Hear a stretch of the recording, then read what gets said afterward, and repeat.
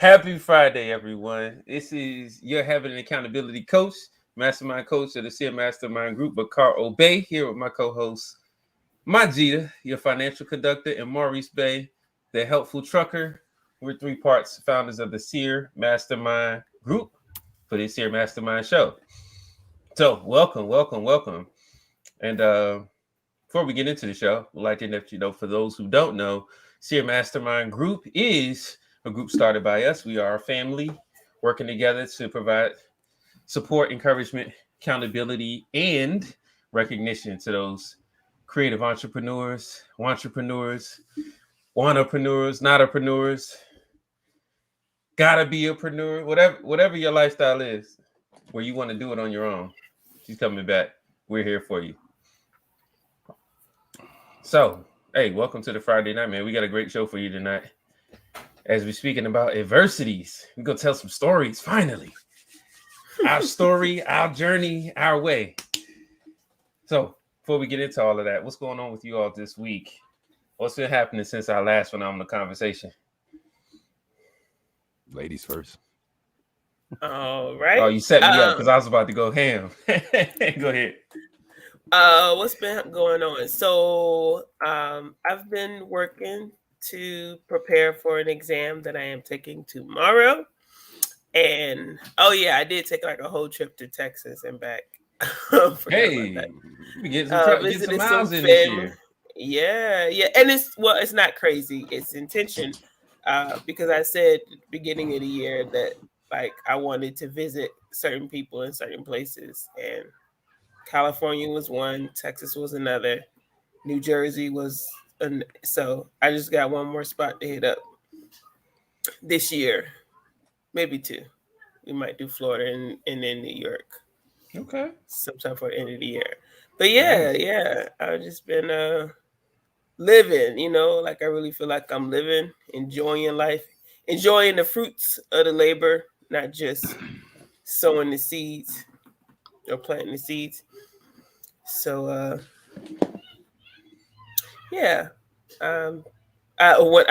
went to a baby shower while I was in Texas with a friend of mine, and we had lunch, and she had said to me, well, I told her I was going to be taking my exam. She was like, well, I want to wish you luck because I know you'll be prepared. I'm like, yeah. Like, it's like preparation is,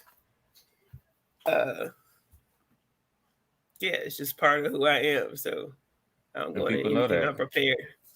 So yeah, while my daughter was at gymnastics practice tonight, I was taking the practice exam. So I may take it one or two more times before tomorrow morning, but I think I'll be ready. I know I will. Nice. Good stuff. Other than that, just watching my children grow. My daughter, my oldest daughter, excel in her gymnastics and develop new skills. And my baby girl, she's excited. She started homeschool this year with her grandma and her cousins. She is amped. She is amped, right? She is ready to go. A couple years with grandma, just her by herself. She's been waiting to get around some other children, right? I don't know if I'll be able to send her to school because why not? She gonna go in trying to teach the class. There he is. I love it. She might go and try to teach the class. What's wrong with that? Very much so. Like, as they say, no cap, right? Like, she is definitely that. So yeah, that's all that's been going on with me. That's what's up. Staying healthy, monitoring my health. Yep. That's what's up. That's a great update, sis. How about you, bro? Everything is lovely, man. Tech stuff. Dealing with tech stuff. Talk to me. TECH tech stuff. That's all good though, man. Just trying to hook up stuff. I told you, when we talked Sunday that I broke up my last computer out of frustration. But, got me another computer and had to get that hooked up and got me some other stuff over here. I'm trying to get settled in on. So everything is lovely though, man. Just working and trying to keep up with my own pace that I feel like I want to keep, which I'm not doing that. After we got off the phone last Sunday, man, you gave me all those good ideas. And after I got off the phone, I did a video, but the one that we talked about, like on the phone, I was like, all right, boom, that's it. I'm doing it. When I got off the phone and I started taking the notes on what I was going to do, I was like, this is a stupid video. Talk yourself out of it. I talked myself out of it, man. But I did it. It's weird, man. I mean, it wasn't that it was a stupid video. It's just that like I had done it already, and that's not a reason to not do it again. But it's like I've talked about this stuff so many times on the channel, man. So no big deal. Just gotta be creative. You know what I'm saying? Just gotta be creative. And been reconnecting with some old friends. Not reconnecting, but it seemed like within the last 2 weeks, man. Can you hear me okay? Mm-hmm. I can, but it sounds like somebody's got kid shows in the background. Is that you? That's probably me. Not me. But yeah, just in the last week or two, I've been able to. It just seemed like out of nowhere, man. I've been connecting with more of people that I ain't talked to in 20 or 25 years, right? My man the other night, YouTube is the bomb, man, for real. so I used to make music back in the days, like write lyrics, like probably you did too as well, because I'm sure a lot of people have written music. We all go through a phase of none of that, right? Exactly. Oh, but we wrote a few poems. But we had our stuff together though a little bit. Like we had our stuff together. You know what I mean? Like we had a group name called Universal, and we was like Wu-Tang, kind of like before Wu-Tang. Because it was it was like 13 of us, and we was from all over the place, man. Nice was from New York, Tramel was from Chicago, I was from Richmond, AJ was from DC, C-Rag and the other Maurice was from California. That's why we called ourselves Universal, because we had so many different styles all in one group, right? Anyway, that was 25 years ago, man. I was gonna say, how did y'all even come together? Because we all lived in the same area, you know what I mean? We all lived in that was, when I lived over there behind Moody Middle School, but that's when we used to hang. That's when we used to hang with each other. But anyway, I ain't seen none of those cats since I moved away to Carolina and got in Kirby. So the other day, my man Nice, the DJ for the group, hit me up. I ain't talked to him in years. He hit me up on my YouTube channel. He like, bro, I'm looking at this video and I'm like, I know this cat. I noticed. He said I looked at it for like 45 minutes and then it hit me. That's MOB, because that used to be my rap name, MOB. Okay. Like, that's MOB. So he hit me and he like, yo, MOB, hit me up. This is Divine. I called him up, man. We talked for like 2 hours, man. I ain't talked to Divine in like 25 years, man. At least 25 years I ain't talked to this cat. And what brought us together is because he's about to get into trucking. That's how he found my trucking videos. Man. You know what I mean? Really, really, really cool, man. So he had a lot of good feedback for me on the channel as well. He like, yo, I love your channel, man. It's extremely helpful. You need to keep doing your thing. You need to start charging people. But I've run across a couple of situations in the last 2 weeks where like people from like 25 years ago, I'm running across them again. You know what I mean? So that's just been pretty cool. Off topic, off subject a little bit. You know what I mean? That's been real cool. And then I guess the last thing, man, I kind of been getting the urge, the itch to get this group started again, man. The group that I started earlier this year that I shut down because I really wasn't prepared to take it on. I still got access to the software. You know what I mean? I paid for the software for a year, and right now I have it, but I'm just not using it. It's shut down. And, every so often somebody hit me up the other day asking for mentorship. When I was talking to my man Nice the other day, he like, you need to start offering it, man. There's people out there that ain't half as good as you are. And I'm like, man, I ain't good. He like, bro, you good. It's people out there that ain't half as good as you are that's selling the information. So he's like, definitely consider that. So it's a real need for that group, man. Just being able to get truck like right now, right? Like the other day I went to buy, I'm gonna keep the story short as possible, but I went to buy, I love it. I went to buy tell the story tonight. I went to buy a permit for my truck. Long story short, I don't need the permit. But that's kind of the way trucking is, man. It's no defined blueprint way in how to do it. In other words, you could easily find yourself in trucking paying for something that you don't need easily. You know what I'm saying? And nobody's gonna tell you. Like, you could have it for 5 years, and then one day you get stopped by the DOT or whoever, and they be like, you don't need that. You know what I mean? Anyway, with these permits, I'm sorry, I got a light blinking over here. I'm sorry. But yeah, that group, it's needed because like that's the thing that could prevent That's the only thing I could think of that could prevent a person from just being out there spending money on stuff that they really don't need to spend money on. Being in, Absolutely. around another group of people that they can ask, do I need this? Do I need that? You know what I mean? And there's a lot of other reasons as well. But the main reason is like these truckers need to be able to get together with other people that have the same issues that they have. And they need to be able to have full capability to interact with that individual that can help them out. And that's what that platform that I paid for, that's what it does. The participants in the group, they have maximum ability to be able to connect with each other. They don't have to give out their personal phone numbers, but I mean, the group members can connect based on geographic location. They can connect based on topic. The reefer drivers can all congregate here, and the new, people that's going to Swift can all congregate over here. There's different ways to say it's the perfect group. It's the perfect way to get a lot of people together that have a lot of different objectives and put them on a platform where they can easily link up with each other. And it's like, thinking about that, it's like,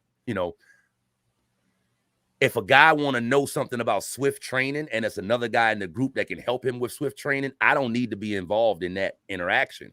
I don't know nothing about that. You know what I'm saying? Like, y'all just need a way to be able to hook up with each other. And the platform that I already paid for offers anybody that's in my group the ability to be able to do that. So, I mean, isn't that what Amazon, with Facebook, with Airbnb and Uber and all of those other major services do, is they bring the people together without them having to be involved with them. Exactly. But yeah, man, just kind of, flirting with that still. It's like, man, I need to get that back going again. I got a little bit better of an idea of how I can build it and what needs to be done now. It's just a matter of, am I up for the task? So that's how the week's been. That's how everything's going. That's where we at right now, man. I love it. I love your updates. Yeah. So I got a couple over the last couple of weeks. I started working with my coach, which has been phenomenal, man. And my Gita, again, I know that you've been in my ear all year. Like, you need a coach, you need a coach, you need a coach, you need a coach. And I'm like, I know. And finally found the right fit, though. Somebody who's like right at that stage of the journey, right beyond where I am. And that was part of my process. It started from, the greats, the Tony Robinses, the Eric Thomases, and I'm getting more exposure to the Bob Proctors and Les Browns and I'm just like, all of that's great, but like the gap between them and where I am today, right, is like my whole job is filling the gaps, so I can see the gaps between what I'm doing, where I'm at, and where they are. So finding somebody down the chain who's at that stage in the same arena, in the same, discipline as coaching, and learning what he's doing and investing in and putting towards his program. And I'm saying, man, what you're doing, it attracted me. And I would like to use those same kind of methods and resources to attract others as well. Because I know, similar to what you just mentioned, Maurice, man, I've got an idea, I've got some value that I like to share in community and to bring people together in community. But it's simply like getting the word and the message out to them. Because for me, like, I look at things so high level that sometimes I miss the details. And so I'm really being challenged right now to like get into the details to find that specific niche, right? Like, there's sports fans and then there are football fans. You know what I'm saying? Mm-hmm. There's sports fans and then there's basketball fans. And then there's in basketball fans, there's NCAA and there's NBA fans. And then the NBA fans is specific fans of specific teams. You know what I'm saying? So it's getting down to that specific level for those who are looking what our team offers. And so I'm excited today to show off the team. Make it happen.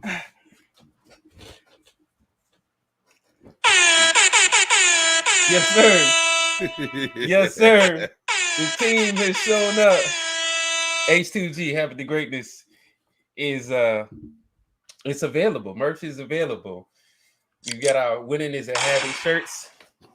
And I can share you on the back of you, it. Bro. Nah, I appreciate it. Your system works. I'll read it to you. Your beliefs inform your values. Your values impact your attitude. Your attitude influences your actions. Your actions become your habits. Your habits shape your identity. Your identity predicts your results. Your results determine your life. So, man, looking to work with people who want to create winning habits in their life to create a better life. All right. But just to let you know, and I just imagine, as I was coming up with this design, I imagine like walking down the street and somebody intently reading what's on my back, because that's oftentimes how you have exposures, right? Either they're looking in front of you and he's like, hey, I stayed thinking about where I'm headed, which is really cool. Like I see that on you. It's like, hey, where you going? Spark a conversation. But I'm moving. Mm-hmm. But somebody reading it, like your sister, that's like, to me, is intriguing. And you can't just read it the way I read it, because it's kind of like, so you got to take your time through it. Right. Which is going to just, I think, really draw people in. And then I think the design is kind of sweet too. Shout out to MBay Arts for the logo. But I'm excited. Winning is a habit shirt are available. You can go to bit.ly/H2 swag and get all of your designs. We got phone covers, hoodies, t-shirts, and just excited. Just excited to start branding and growing our own team and community. So that's been one of the big wins for me. Let's go.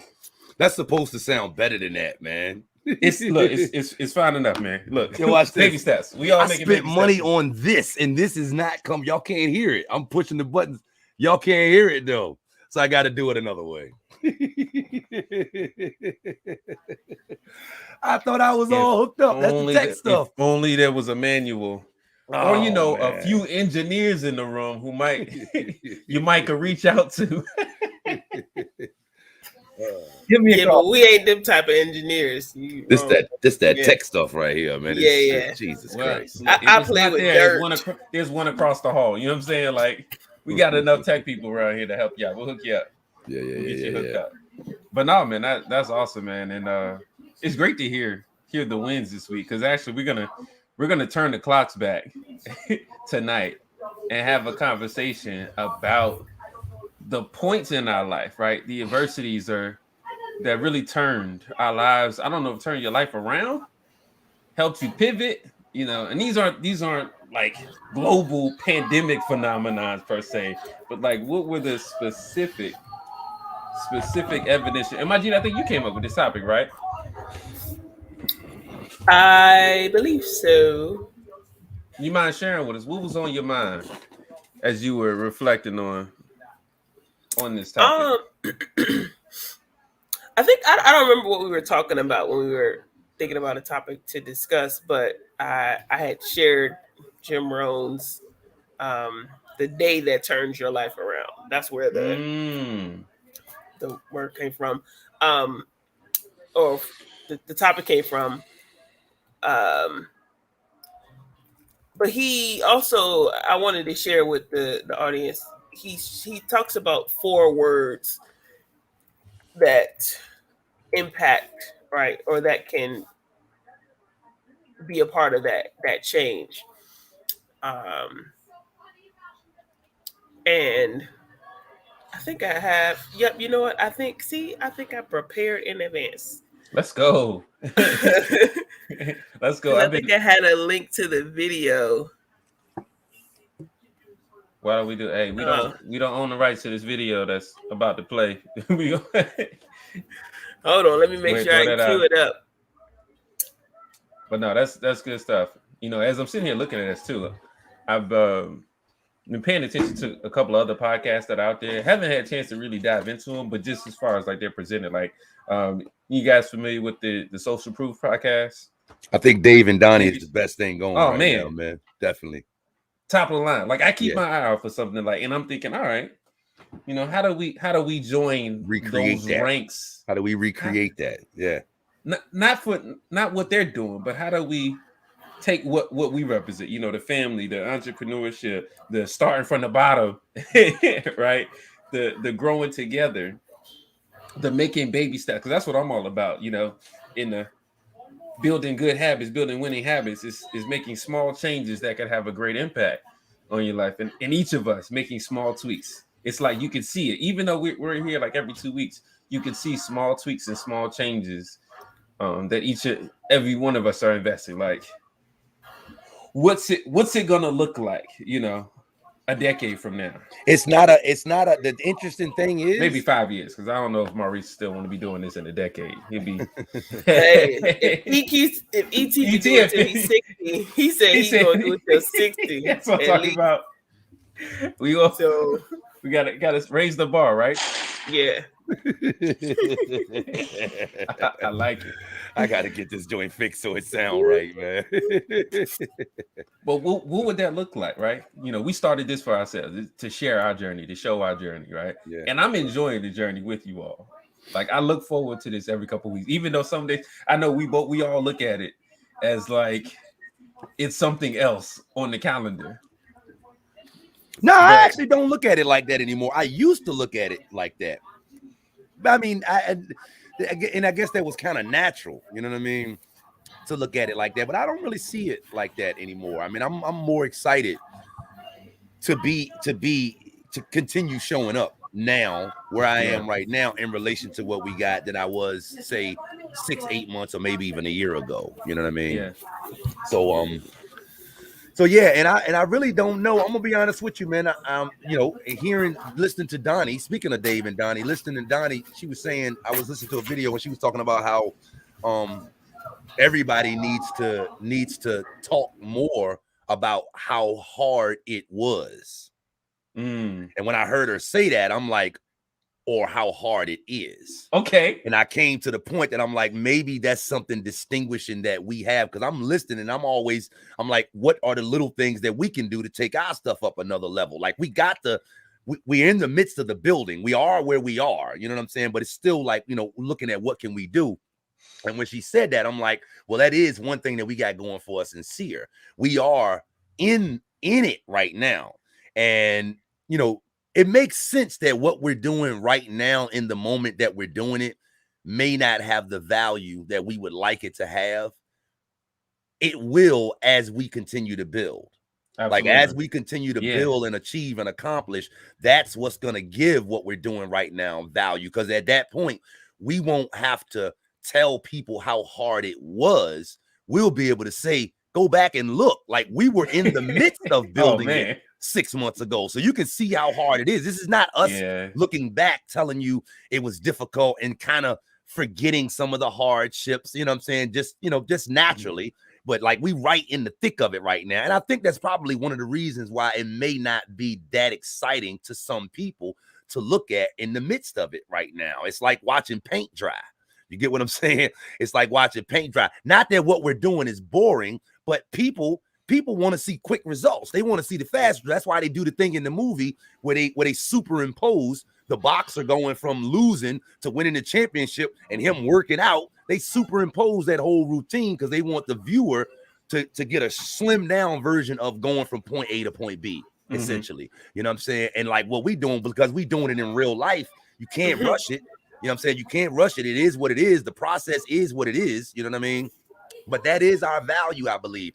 We are going through it right now, man. And it's like, you know, there is no telling you how ugly it was. You get to see every week how we show up with wins some week, how we show up with losses some week, how we show up frustrated some weeks, how we show up extremely happy some weeks. And you know, it's like I don't know. When I look around at podcasts, I know they exist, but I don't see too many people that are doing it in the midst of it. Like everybody's doing it, you know what I'm saying, in retro. And that's cool because like when you was building it 10 years ago, YouTube wasn't out.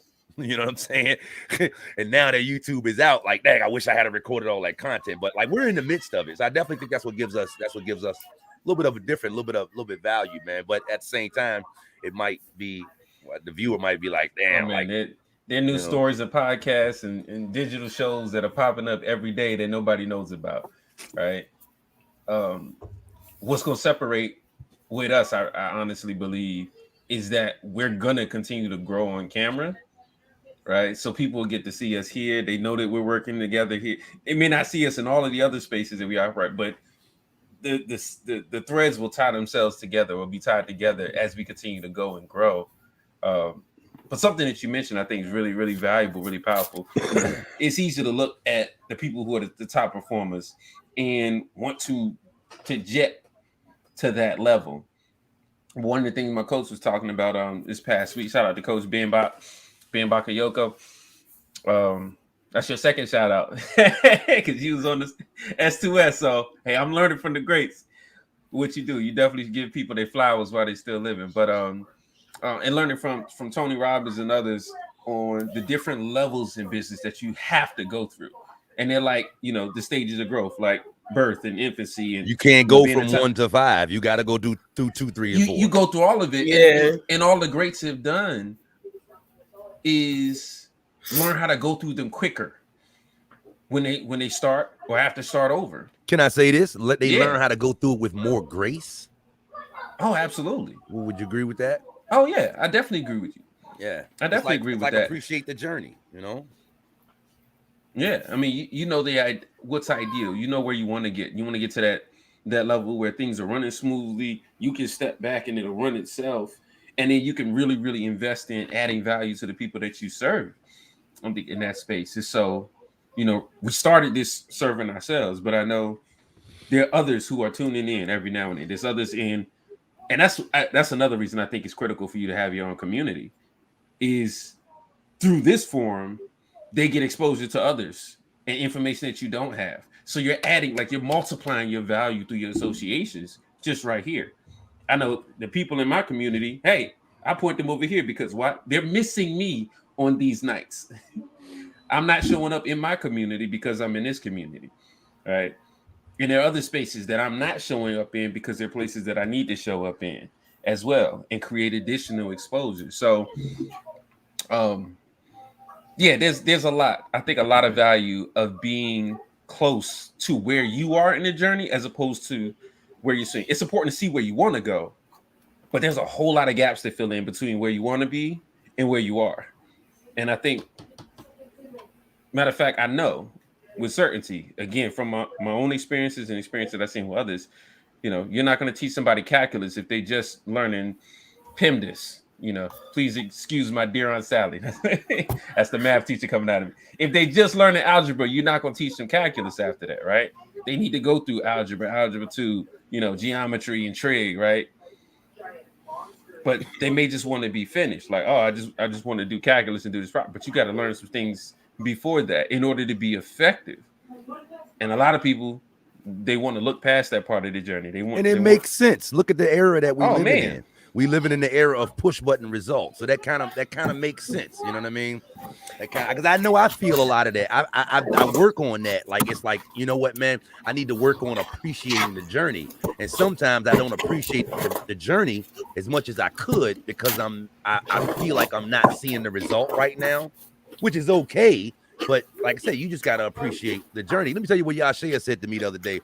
Yashia, she got a heck of an imagination, right? She's like, if you could have any wish, what would you want? And me, I don't have much of an imagination like y'all say. Not to be funny, I have an imagination, but I'm a realist. It's like I ain't wishing for nothing, y'all. What are you talking about? I don't have no wishes. And she's like, you mean you wouldn't wish for? No. I said to her, maybe I would wish. She said you wouldn't wish for more subscribers or 1 million subscribers or something like that.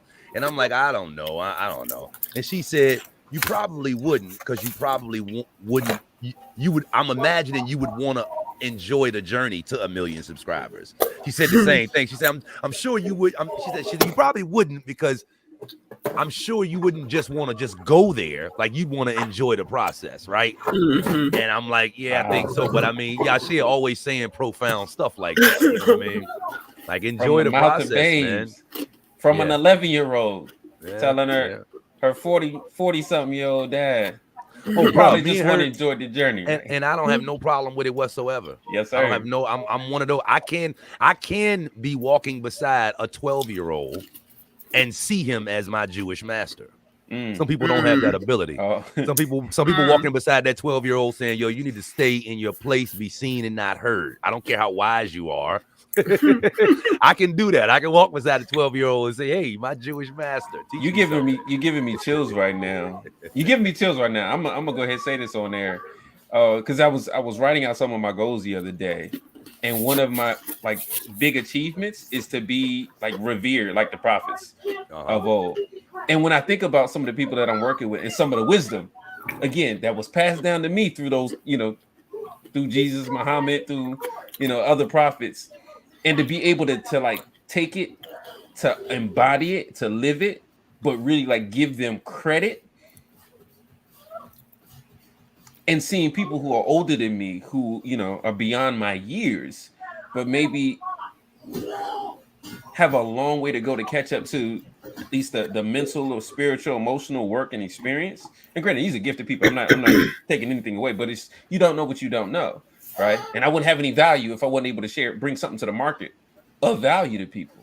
But yeah, like that, to be seen and recognized as somebody who really, really cared and invested in people every step of the way of my journey, right? Like, I got love for all of humanity around the globe. So, H2G is going global, right? The G is for global and greatness. The G is for greatness. You're gonna change your name to the Plug. I'm with Hey, it. keep doing what you're doing. I'm just messing with you. Please don't, you know what I mean? That I'm just messing with you. We're gonna change your name to them. We're gonna add that to your list of titles. I can't stand y'all. I can't stand y'all. You gotta throw Plug in there. The necessity habit coach / Plug. I love it. I love it. So let's get into some stories tonight, man. I'm looking forward to learning a lot more about it. About some of those adversities in your life that have really turned the page. Stop. I can't stand y'all. AKA the Plug. AKA. Every time I look at it, I can't help but crack up. You got to pause for a second every time you look at it to read all those words. That's my journey right there. That's the journey laid out. I love it. But yeah, let's get into some stories, man, and sharing. Well, no, before we do, I do have to share this video. Hopefully y'all be able to hear it. I don't know if y'all were hearing it earlier, but hopefully. Come on, and YouTube, don't shut us down on this. All right. No. I don't think they will for this right here. Like, you can share anything like right here, I believe. I don't have no problems with that. Can y'all hear it? Yeah. I thought you was about to blaze something up. I thought that was your camera showing your house. No, I can't hear it though, actually. Okay, hold on. You got to make sure you share that sound too. I've been looking up how to do that, how to share a video with sound. I don't think. I tend to get real quiet on these moments because I want to be tuned in. I don't want to miss it. You might just have to pull it up on your phone and stick it right in front of your camera if you can't get that sound to play through here. Why don't you summarize it for us? Give us the.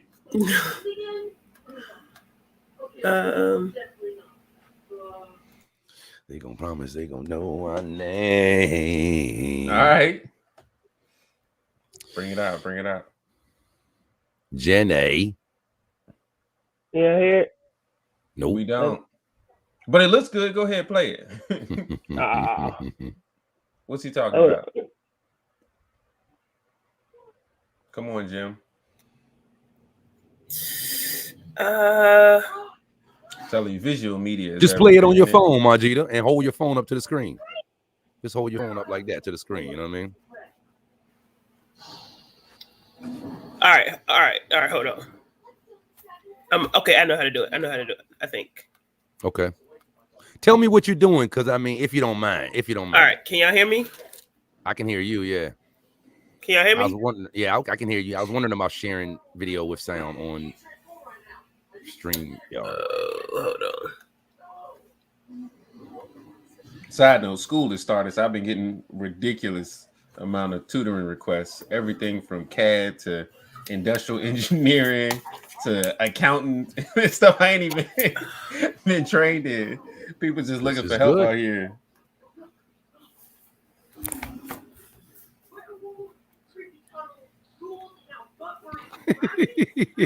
I gotta get my sound pad working over here, man.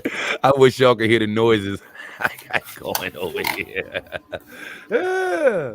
So we giving up on the vid? I just need to know so we keep the show rolling. You got 4 minutes of dead time.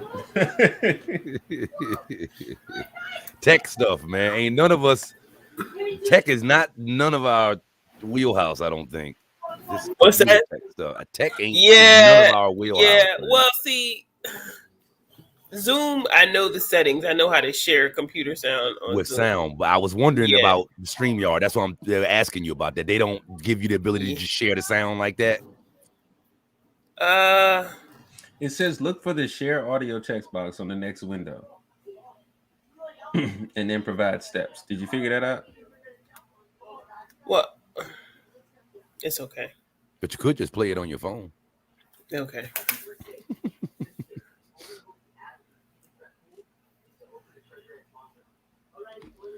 Because y'all can hear me. We can hear you. Send me the video in the chat. No, You might have to. She about to just push play right now on her phone and hold her phone up to the screen. That's we can see it. We don't get the visual. No, we're gonna see it. We're gonna see. We should see it too. She gonna sync it up.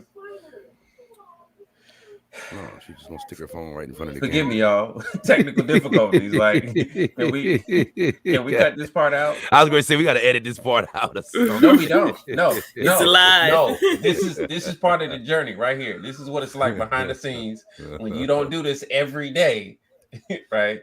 The thing is, the podcasts that you listen to that are all polished up, they did this same thing. They just edited it out.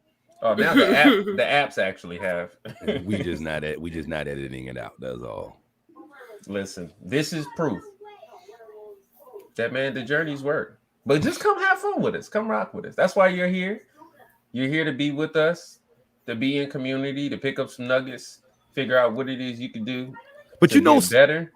You know something, man. Let me say something on that adversity piece, man. While Majid over there messing up stuff. I'm telling you, just send me the video in the chat. I'll get it rolling.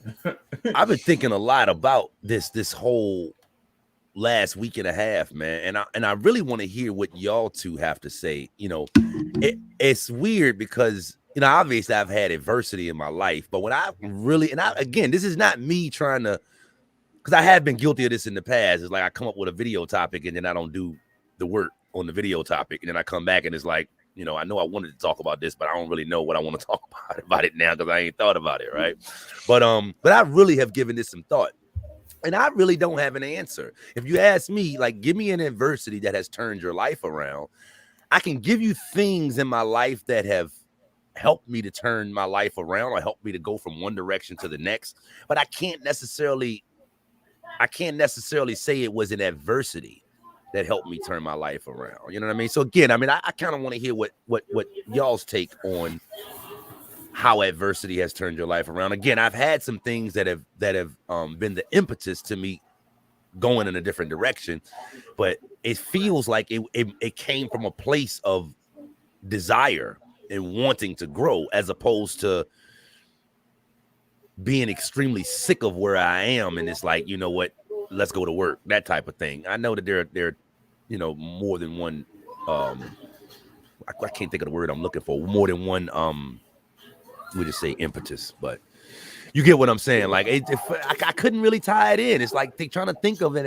I couldn't really tie it in. You know what I mean? Thinking about my son passing away, thinking about businesses closing, thinking about a divorce, thinking about having to raise, you know, my two children, you know what I mean? Like as a single parent, like all of that, it still wasn't able to say this adversity turned my life around.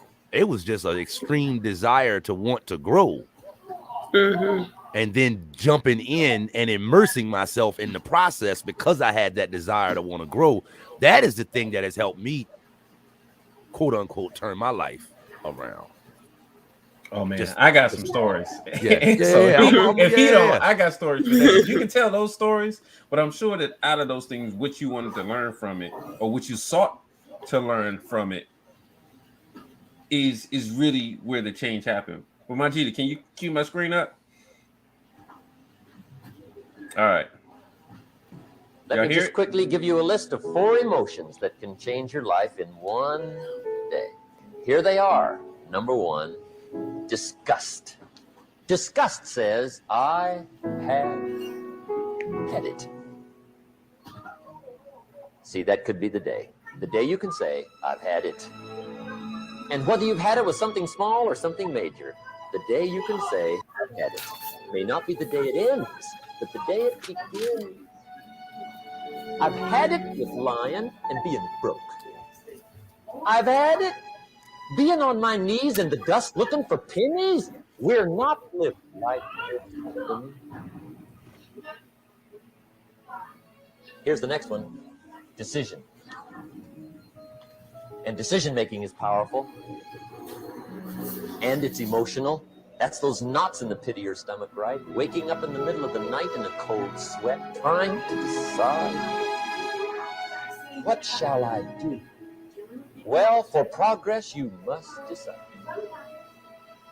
The best advice I can give you came from a wealthy friend of mine who said, if it's easy, do it easy. If it's hard, do it hard. Just get it done.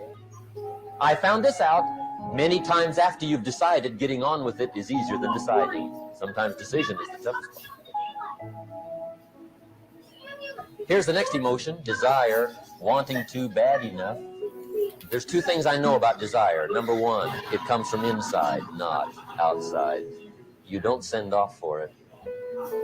Number two, I know desire can be triggered by something. Who knows what it might be? Sometimes desire waits and sleeps for something to happen.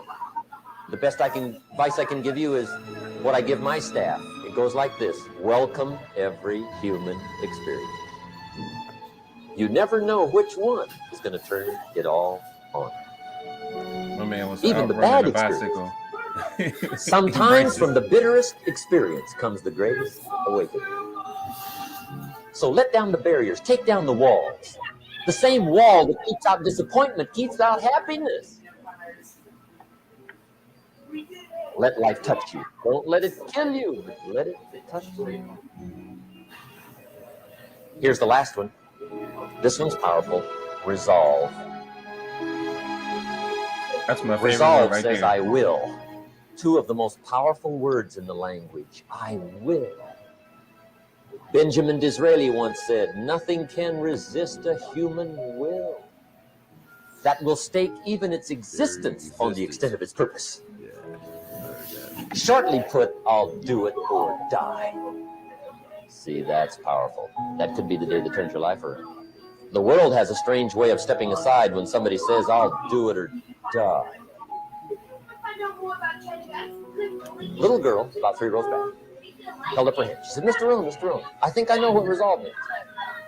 I said, darling, what do you think it means? She said, I think it means promising yourself you will never give up. I said, that's it. Promise yourself you will never give up.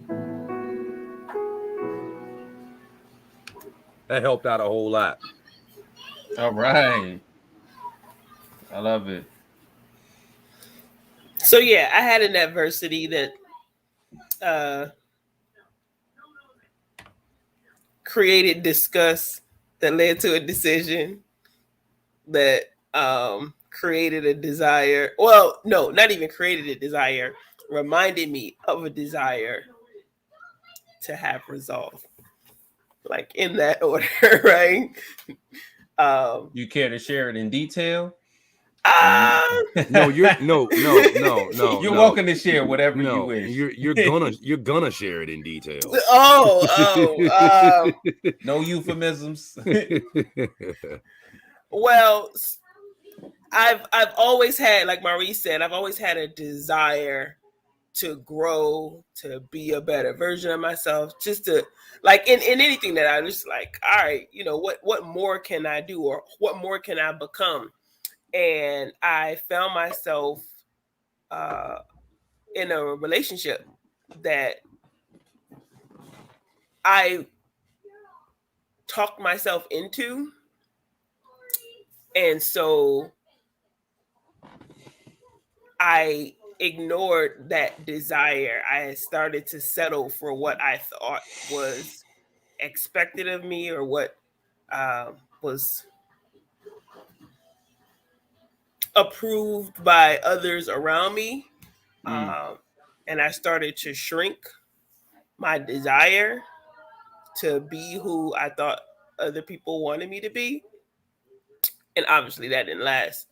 The relationship or me trying to be like I wouldn't say I was trying to be somebody I wasn't, but I recognized through that situation, you know, I was pregnant with my second child at the time, and I had a situation where I was assaulted by her father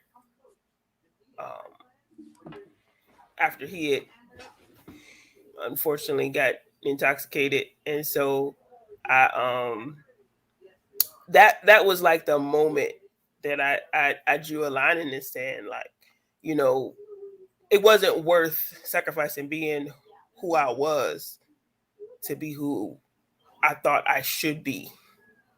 And I made a decision, like, if me being ambitious and wanting to grow and desiring better for my family meant I was going to be alone, I was just going to be alone because I knew I didn't deserve how I was treated.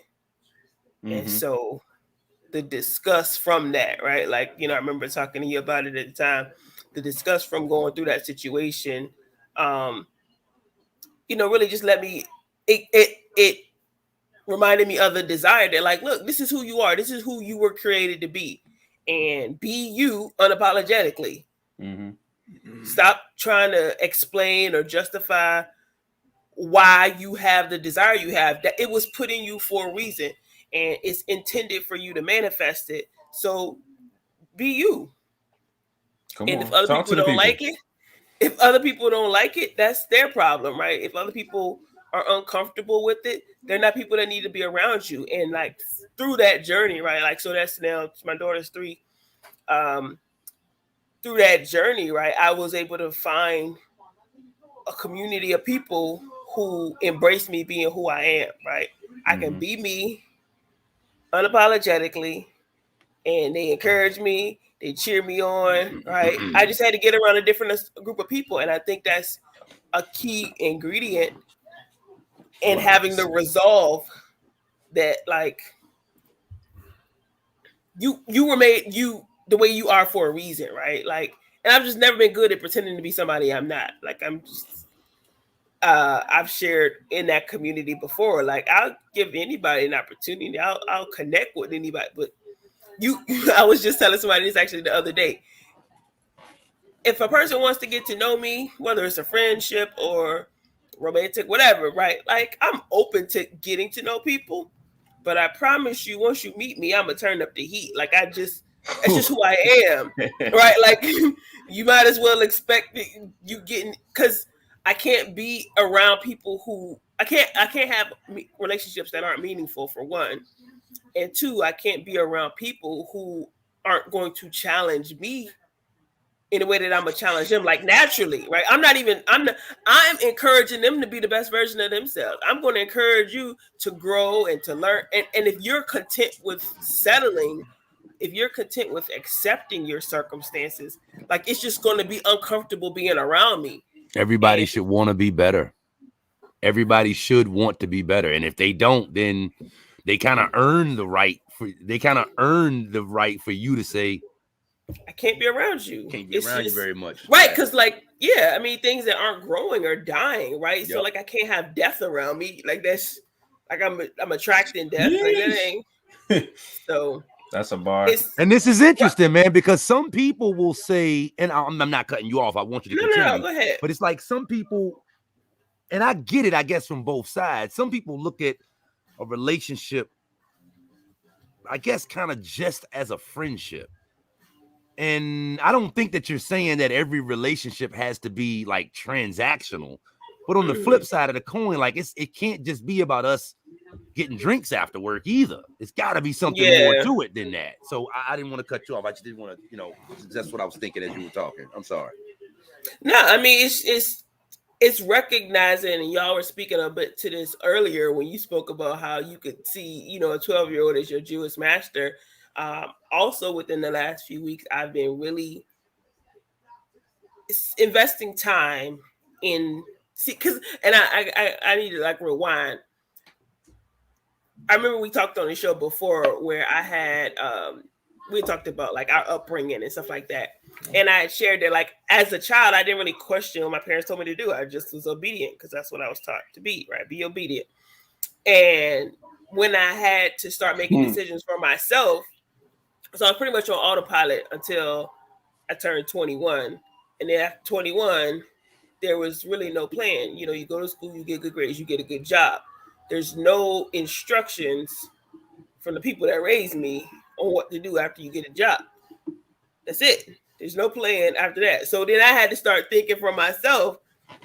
But I think the gift in that was that I took the steps that were laid out before me. And so where I see myself today is where I'm supposed to be. And I could have been here sooner, right? The path that I'm seeing myself on, I could have been here sooner. But when I was in a position to make decisions for myself, I didn't have enough guidance, so to speak, to not allow other people to influence me. I stopped listening to that still small voice and started listening to all the men other who were, stuff.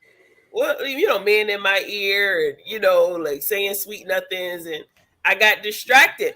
And Girl, let me put something on you. I can't with you. Do a little mama, y'all ain't right. But just being honest, like, and I said this. Side note, I was there. I watched this happen to her. Oh my gosh.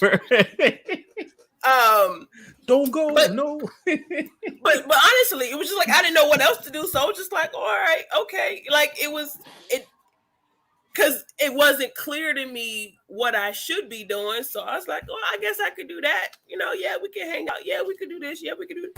And after going through various experiences and now being 36 as a single mother with a 7 and a 3-year-old, I could have saved a lot of time now.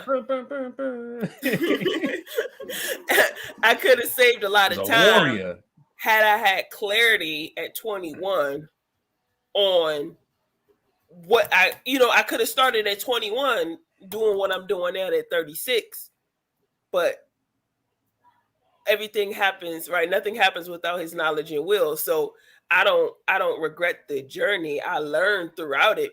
And I believe I had to go through some things to develop the strength, the courage, the wisdom, as well as, we've been taught, without a foe, a soldier never knows his strength. And thought much. So I had to go through some trauma to realize that, look, I'm the child of the Most High, and he ain't putting up with, like, I can't accept. I know he that ain't how he want his child to be treated. So, like, it was me recognizing and understanding my worth and my value to the point to be like, look, if you don't have a healthy respect for womanhood and motherhood, like, you don't need to. If you don't love the Creator, if you don't love God, if you don't submit to something higher than yourself, like, we can't have a conversation, because you can't. I'm not gonna follow somebody that ain't gonna lead me nowhere. Mm-hmm.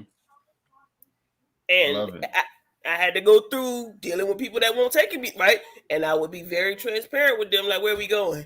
We ain't going nowhere. Well, I'm gonna have to get off the train because I'm the conductor. And before you gotta have a sound for that. That's a sound bite.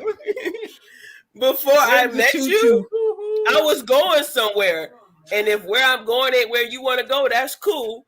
But I'm gonna stay on track. And this might have been a nice little detour, but I got somewhere I'm supposed to be. So, yeah. But yeah, at 30, I guess that was 33. Yeah, at 33, right? I had to draw that line in the sand that, like, that will never happen again. From oh yeah, sister got a gun too. Yeah, we had it. Yeah, no lie. No cap.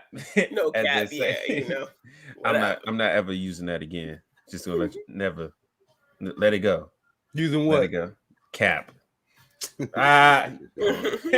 got me to say it. No. That wasn't it. I was really trying to figure out what you was talking about. No, that's good, my Gita, and 100%. recognizing that, recognizing your worth, recognizing your value, and being able to assess in that situation that this is not a line I ever want to come across again. Right. I'm going to give you that point. Oh, go ahead. I'm sorry, real quick before you go ahead. I didn't want to speak specifically about, I ain't saying nobody names, but like, people that know anyway, to protect that person's identity. But I think there is, there's some fault in that. Like, if we can't own our mess, if we can't own our stuff, then we can't grow from it, right? We can't learn from it, and you got to start an insurance bucket too. Oh yeah. Because I'm ready to name names. No, I won't do that. That's not necessary. Somebody come back and tell all my stories, and I'll be like, damn. Yep, that was me. That was me. Yep. Yeah. Right. Like, I got my own mess, right? Because there's another situation that there was also a defining moment after that actually situation. But I was the transgressor, right? Well, yeah, really? Yes. Round two. We'll come back to that story. Round two. You beat up one of your boyfriends? No. So I'll share one. So for me, it started in 4th grade. That's right. Really? Yeah, it started in 4th grade. Maybe a little bit before that, when I realized, man, I needed a soulmate to do life right. I was in 2nd grade when I realized that I needed a soulmate. I needed a life partner in order to do this right. And this is how I realized at 7 years old, after reading through our literature and our lessons and instructions in scripture, I realized that I was going to live life as a man, but God expressed himself or herself in both male and female, right? So for me to fully know God, the way that I learned it. I've heard you say this before. Oh, yeah. That's fine. We can tell the stories again. Of course. Yeah. I was just saying, I'm familiar with this. Go ahead. Absolutely. For those that aren't. But I mean, I learned to recognize our being as, a spiritual being that took on a soul or a mind and then a body, right? So I tend to think and operate from the spirit through the thought, and then lastly, through the body, through the material, right? And that's really been my approach. It's been a spiritual journey to master my mind and then to manifest all of those things that I've come to my mind. But at a young age, I recognized, man, I was going to go through life as a male, and I would get to know God to the best of my ability through that experience. But the experience I was never going to get to have, although nowadays you can have that experience if you so choose. No, you can't. But I get what you're saying, though. I get what you're saying. No, you can't. But I would never experience life as a woman. So the only way that I would get to know God would be through them. And so I saw, the world's women as my sisters, as my partners, if you will. But I knew that the best way to be close to one, right, would be close to one who I could learn and grow with. So as they're going through their journey, they can share their journey. As I'm going through my journey, I can share my journey. And through that, I get to know God completely. So in 4th grade, I saw a young girl that I was interested in, and she was cute, and I brought her a rose. And she threw it in the trash in front of the whole class. Wow. Oh, yeah. Wow. That's traumatic right there, boss. That is traumatic. Highly traumatic right there. You feel me? Continue. So 3 years after, I'm like, all right, like I meet one who's not going to be on the journey with me. Like, that hurt. It hurt so bad. I can imagine.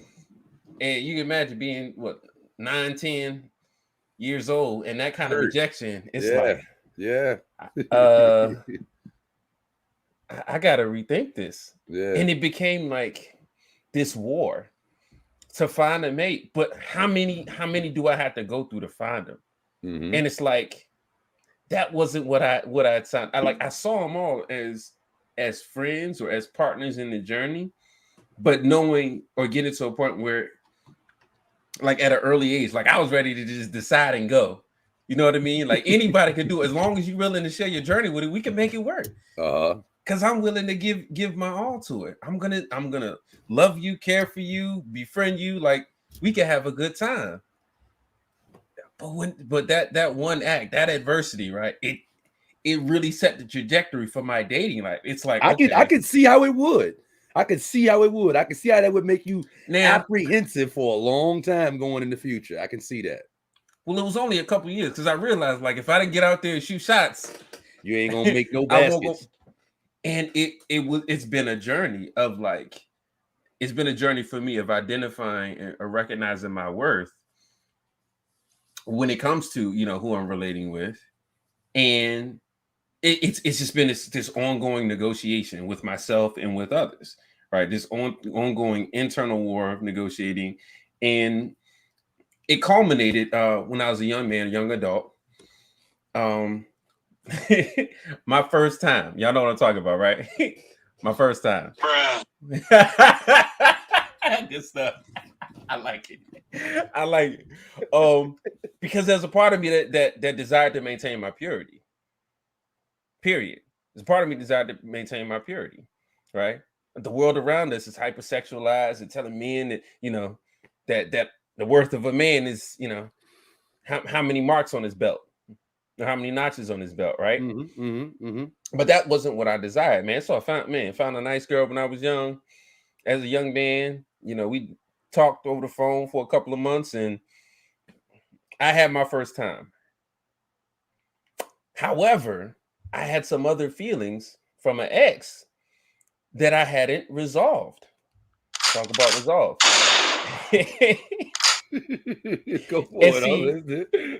And one of the things that came out of my 7-year-old self, my second grade self, was that I didn't want to be someone who was seen as a womanizer, because I actually had a traumatic experience at that age where I was called a womanizer, or said, you got to look out, and I might become a womanizer, because I saw this, you know, desire to know a lot of women. But a 7-year-old, at what age? At 7. Somebody referred to you as a womanizer, a potential womanizer at 7? Well, when I made my desires. And how old were you when this girl threw the rose in the trash can? It was 2 years later. Damn, bruh. Oh yeah, started early. Yeah, bruh. Okay. I was just looking for a partner, yo. I was looking for a partner in this. But like I said, fast forward. So I get into my older years. I get into a young man, about 18 or so.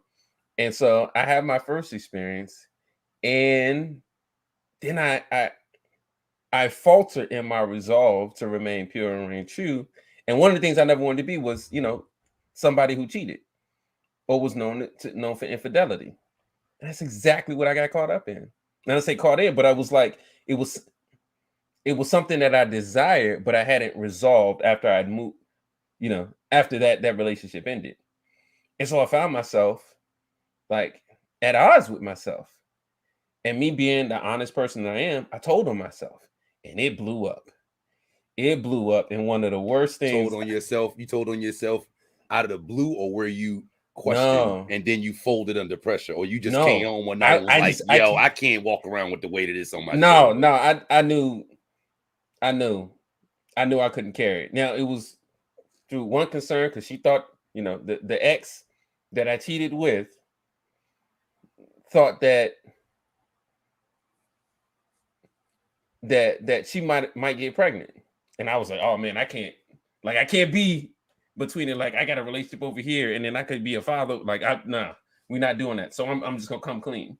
But when I came clean, man, the emotional response or reaction to that, and again, we're not using names, but the young girl faked a suicide in reaction to me giving her that news, and had a friend end on it. I'm 18. Mm-hmm. I'm 18, and I'm just like, whoa, God. What the hell? What is going on? So I knew, like, okay, that needed to end, because I didn't want to be tied to nothing crazy like that.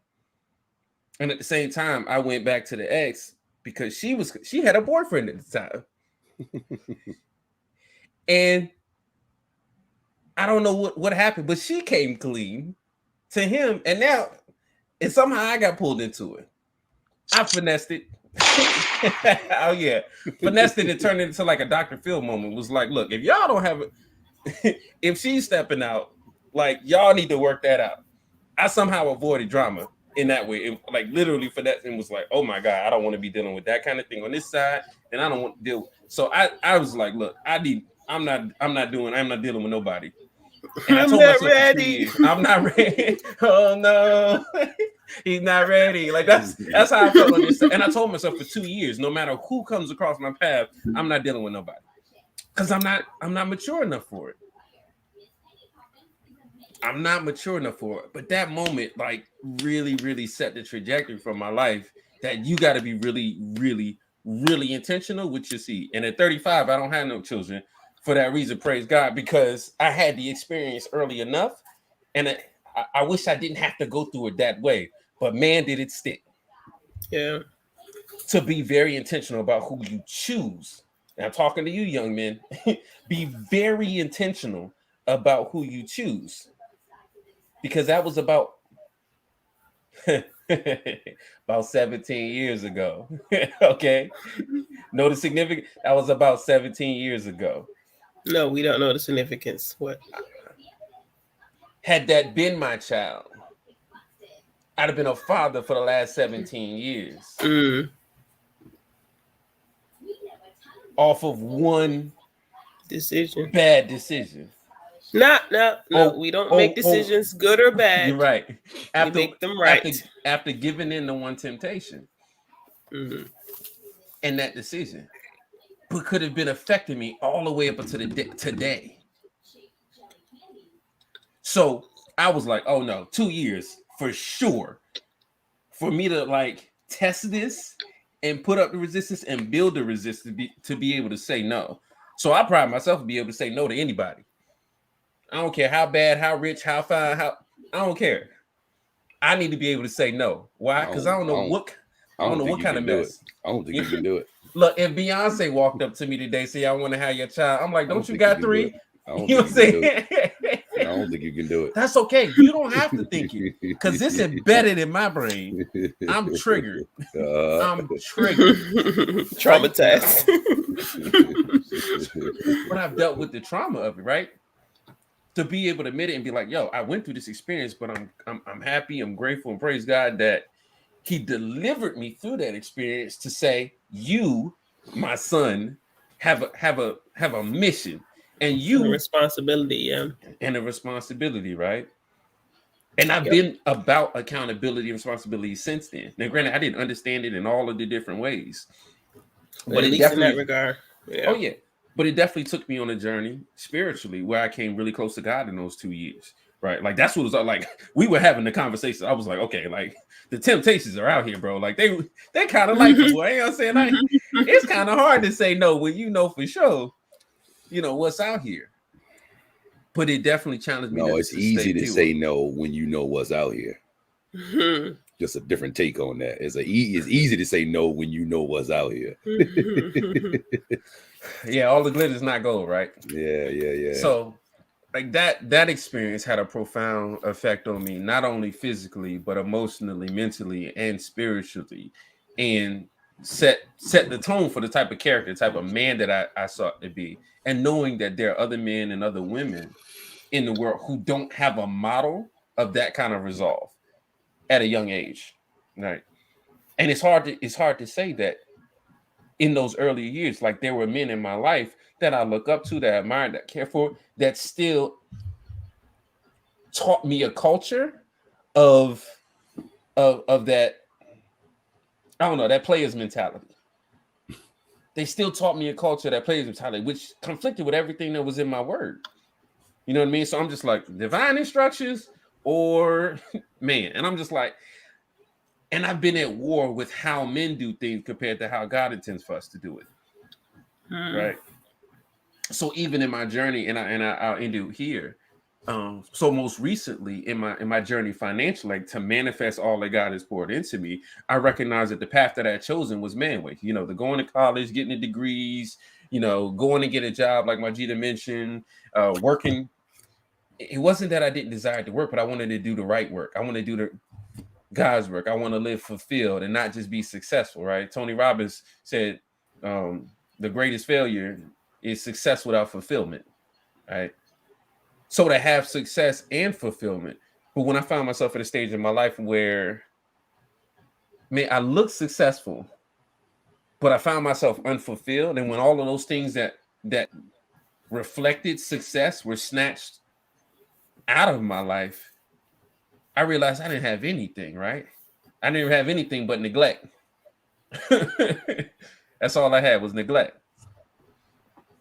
And so it's been a journey of fulfillment to manifest then through those things that matter most to me, manifest through the things that are most important to me, to maintain my values and virtues, strong mind, strong body, strong spirit, and to model for others around me. But yeah, it started with somebody throwing my rose in the trash can. That's gotta be traumatic right there, bro. That is traumatic. That's traumatic right there for a 9-year-old, man. Like right in front of the class or in front of the cafeteria, and I'm standing right here watching you. Like, wow, and actually, right, so what made it worse was that my best friend, still one of my greatest friends to this day, was the one that she liked, and he's never let me forget it. He reminds me of it all the time. I'm the player when it comes to this, right? Not you, all right? Man, I was shorter than him then. I'm taller than him now, but he'll always have that story. We'll always share that experience. So we bonded over it. Who's to say, right? Oh, she wanted you. Okay. Well. Now, please don't tell me that girl is still in his life. No. Okay, I thought you were gonna be like, yeah, they actually married now, man. No, she's not the one. But I hope she's doing well. Look, I hope you're doing well out there. You know who you are. I hope that you met somebody else to give you some roses, right? Because she might be sitting around right now like, damn, ain't nobody gave me no roses since Bakar.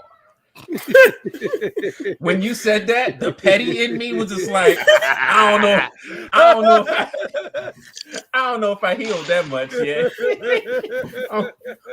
I didn't even get to that point. Like I'm making. I pray you're also getting. You found somebody. I appreciate that. You just healed me a little more. Bro. I just got a little bit more healing. I don't need to tell that story no more after that. I'm here. I can say live. I pray you found somebody to give you your roses. So man, listening to that Jim Rohn recording just now helped jog some stuff in my own mind. You know what I mean? So I appreciate that. The first thing that he said, because he gave 4 emotions, but the first emotion he gave was I've had it, the feeling of disgust. And immediately when he said that, I was reminded of when I was a area distributor in Kirby. I was a factory distributor in training. Basically, I was one level under factory distributor.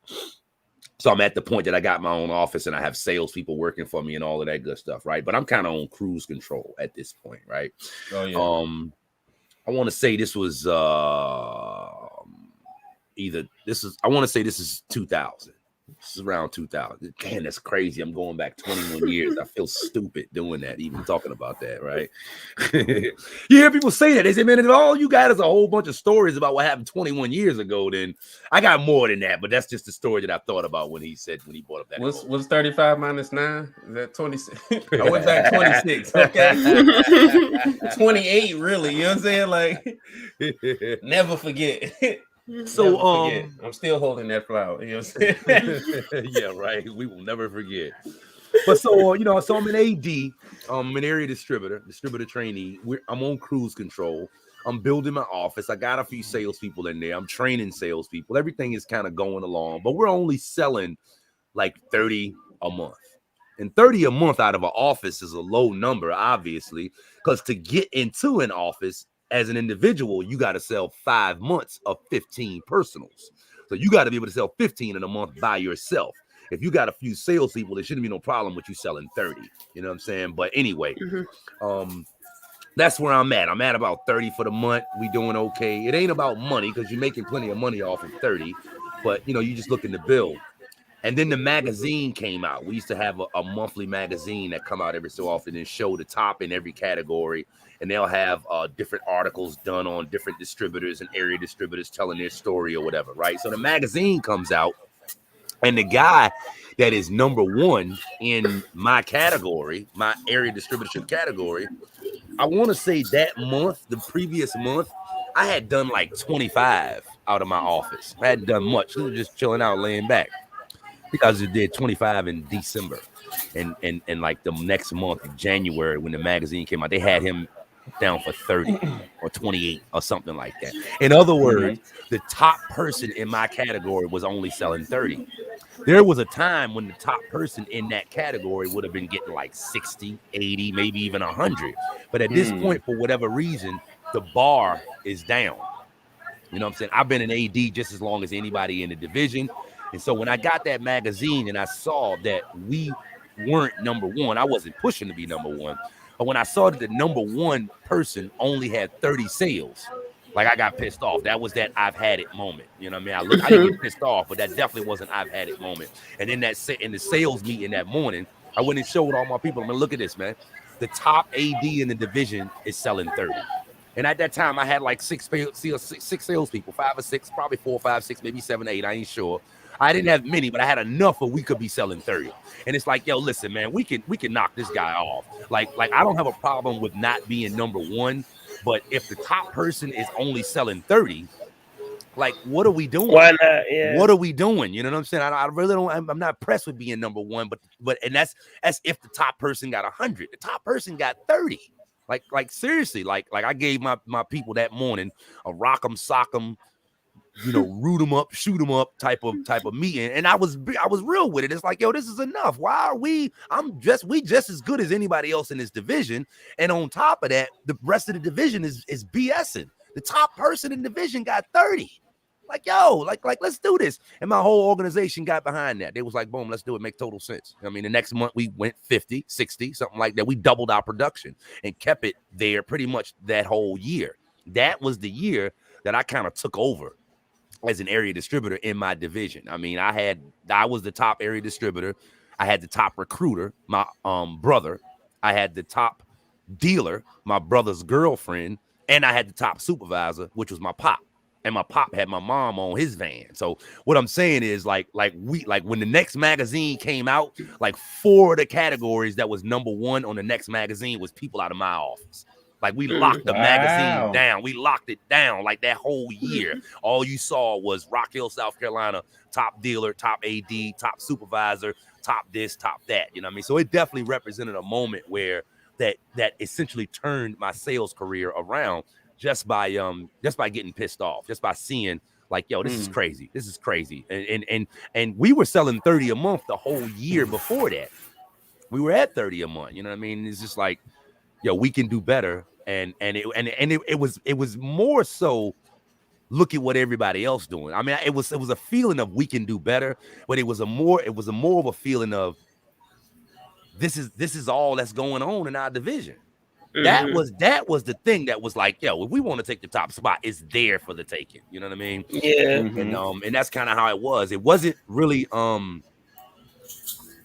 of the other emotions that Jim Rohn went through, the resolve issue, the resolve emotion is something that I've experienced a lot as well. Like, you know what, like, man, like I'm just gonna get this done.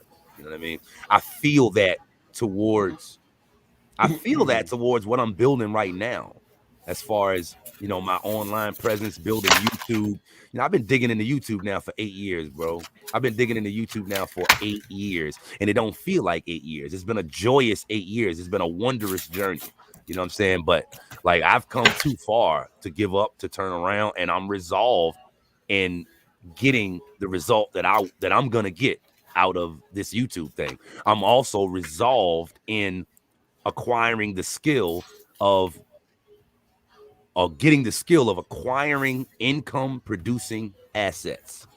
Like, I got to start buying real estate. I have to. I'm resolved. I have to. And the reason I have to, Bakar, you'll identify with this because I've heard you speak on this before, and I've spoken on this before. I want to get rid of the fear inside of me. I want to get rid of the fear of not being able to take care of myself, of not being able to provide for my family, of not being able to drive the truck one day, and consequently not being able to make money. I want to get rid of the fear of having to find a way to retire. I want to acquire a skill set that I don't have to retire from. Like, you don't hear Warren Buffett, you don't hear certain people, Donald Trump, not that I'm a fan of his politics, but you don't hear certain people talking about retiring. You hear truckers talking about retiring. You retire from something that you're sick of doing.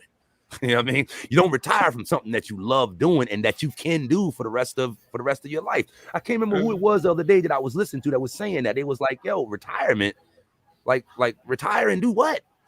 Retirement is a mindset of the old guard, but of the new guard, of the people that have embraced doing what they love and building on something that they love. Retirement takes on a whole different take. You know what I'm saying? So I got to have that skill set of, to me, one of the only skill sets that I can have that will allow me to quell that fear that is inside of me is acquiring the ability to buy income producing assets. And so the only way I'm gonna do that is to start doing it.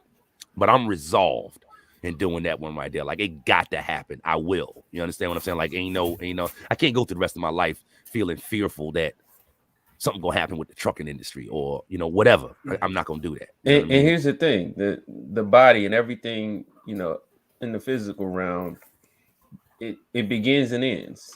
100%. It deteriorates, right? So building a foundation on working with materials, the physical, it has an expiration date. Yep. You should expect to start it in, like, I think about Tom Brady, right? My man is stretching out that career, but it's inevitably going to come to an end. He's not going to be able to play the game at the highest level forever. All right. However, somebody like who's a,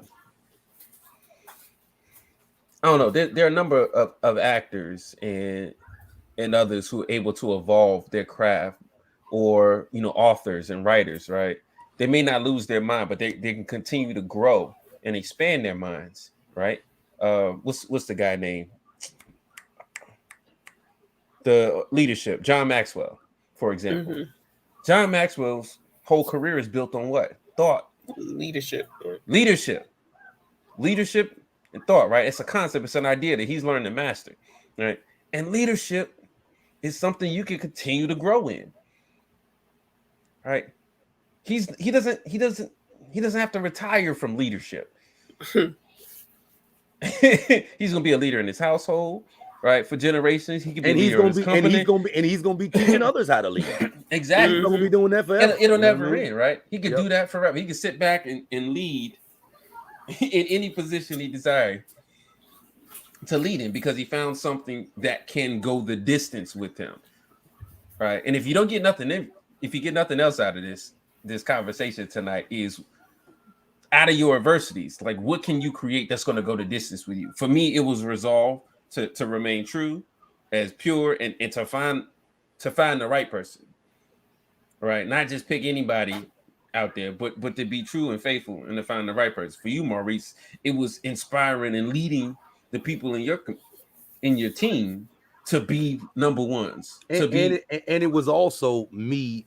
I'm not cutting you off, just piggybacking. And it was also me. It was finding more ability. For me, it was finding more ability. It's like the V8. It's like the V8 that's going up the hill.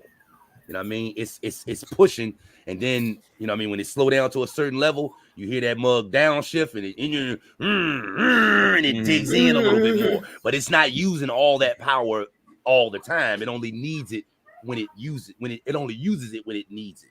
It's like that retractable claw of the cheetah. It's not out all of the time. It's only out when it needs it. And sometimes we need something to help us find that retractable claw, to help us find those extra 2 cylinders. Because a lot of the times when we just coast along the road, we forget that we got them.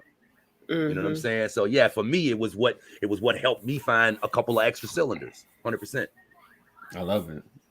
And I think, to piggyback on that as well, I think this is something I heard recently, or I might have been having a conversation about, was that if you knew the outcome, like, you wouldn't need faith. I don't know if I'm saying that, but you know, so like that's the space Good that I'm old in. guarantees, right? Right, like, and I was, oh my gosh, I love predictability, right? I love being able to know, right, what's coming in, what's going out. I love being able to know, you know, my schedule and stuff like that. And I for lack of a better, like I worship that, like that certainty. And I've recently recognized that I have to let go, and I have to, as they say, let God, right? I have to let go. I have to embrace the uncertainty and have faith that direction that I'm being moved. Because I promise you, I was taking my practice exam today. And as I'm going through the book and finding the answers, because I get to use the reference manual, thank God, on the exam. Thank God. Right. Don't miss that part. Right. I get to Thank use God. the reference. God, give me the knowledge because I didn't put it here. Right. Right. The reference manual, like during the exam, I actually get to take it with me. But as as I'm answering these questions, I'm like, I know I can't do it on my own. I know, like, there's no way. But like, I wouldn't need faith if I could do it by myself. If I was like, oh yeah, I got this all figured out, right? Like Maurice was talking earlier about trucking, like not knowing all the answers before you decide to become an owner operator, and you learning as you go. I'm not gonna say I don't have a clue. I have some ideas, or I know some parts of what it is that I want to do, but I don't have all of the parts. I don't have the whole team. I don't. But it's been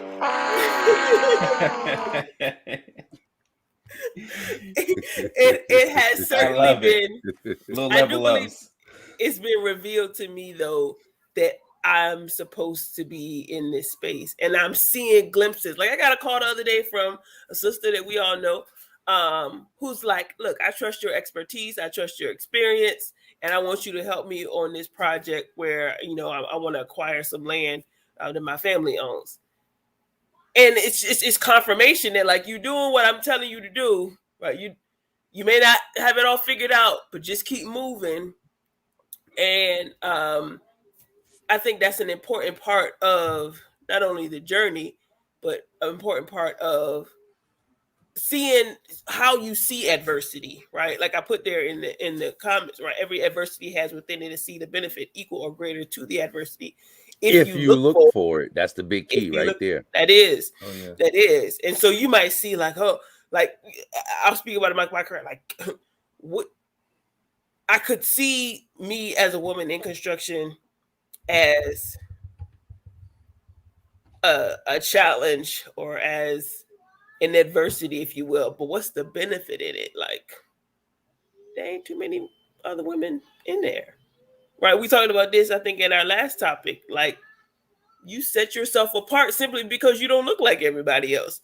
Like that a space was created for you for a reason, and you can look at it and say, oh, I ain't supposed to be here. Or you can look at it and say, oh, I'm supposed to be here. Yeah. That right there. So that's all I wanted to add. Yeah. That right there. So, man, those adversities definitely have a way to steering you in the direction you want to, or down a hole that you're gonna have to dig yourself out of. And you need them. You need them. Yeah. It's interesting. I mean, I have never heard the successful story that is I want to say inspirational or not, that's not even the word I'm looking for. Every success story that I've heard that was worth telling, let me say it that way, that was worth telling, there was this other side of it. Like E.T. is experiencing a lot of success right now, but the dude used to eat out of freaking trash cans. You know what I'm saying? And it's every single time, man. I'm thinking about I can't think of the lady's name that worked with the credit repair company that I was with a few years back. Her name is Nicole, I believe. Like she's at the top and she speaks at all of the things. but she's letting people know like how she used to own a salon and she was broke as a salon owner and nobody wanted to help her and she had children and her family dismissed her and disowned her. She talked about like it sounds like unbearable adversity. And every single time that I hear that story that is worth telling, the person, they got that other side of it, that extreme, not just regular. That's one of the things about being average. And Grant Cardone speaks about this. The person that really has it hard, like that can be the tool to force them to dig in. The thing about being average is that like you're at a dangerous seem like spot. You're doing okay. You're at a dangerous spot. You get what I'm saying? You think you're doing okay. You think you're pushing enough, right on it, and you really right above mediocre. That's a dangerous spot to be in. That is a very dangerous spot to be in, and that's the place that many of us are in. 100%. That's the place that many of us are. Average is more common, and the pull of the masses is going to pull you generally in that direction. Yep, yeah, 100%. It's going to pull you to everything. What tends toward the average. That is the right you got it. If you going through that adversity right now, you know what I mean? Or if it's in your future, which I'm sure it's in all of our future because it is a part of the journey. Like this, you do have to. I won't say you have to, but like it makes sense to find a way to look at that it's a reason why it happened. Like it's not that there is an opportunity in that. Like, what is the opportunity in this difficult story that I'm going through right now? One opportunity is if you can make it through it, there are others that you can inspire just by saying, hey, a year ago, this is where I was and this is what I did to get out of that situation. That helps so many people, man. That helps so many people. So, if adversity builds character, it is something that you need. It's something that none of us want, but it's something that it's necessary. It's part of the process. It builds the character. It builds the resolve. It humbles you. You know what I'm saying? It forces you to rethink do you really want this thing? Do you really want it? All of that is put to the test through experiencing adversity. None of us want to experience it, but it's a lot of good comes out of adversity. 100%. A whole lot. And I would challenge that. I think oftentimes we want to be able to choose our adversities. Right? Like if you got like when you play in a video game, you get to pick your fighter. Yeah. And sometimes you get to pick the opponent that you fight against, right? If you're doing like training or whatever. Mortal Kombat. But when the game is the way the game is, or you can pick the level that you battle on, right? Hey, I just want easy adversities because that's just gonna build me up, build. And that's cool. I'm gonna put the game on easy mode. Because I just want to win. Well, and this is something that I've been listening to E.T. He is a sermon and it's 2 parts called Separation Anxiety. You got, what is that? I don't know, something I got in the islands. It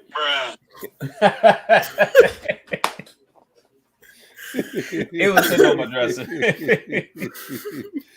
But it's called Separation Anxiety, and he speaks about how, we have to be God wants to separate us to elevate us, but oftentimes we don't want to let go of or release control in order, right? Because it's uncomfortable, and when we're used to being in control, we know what's going to happen, right? But I'm recognizing, like, I have to go back to who I was on autopilot, like, all right, what am I supposed to be? And investing the time to hear that still small voice that informs me of what my next move should be and what direction and it's crazy. I'm not gonna say it's crazy. It's interesting that when you become aware that you need to look at things differently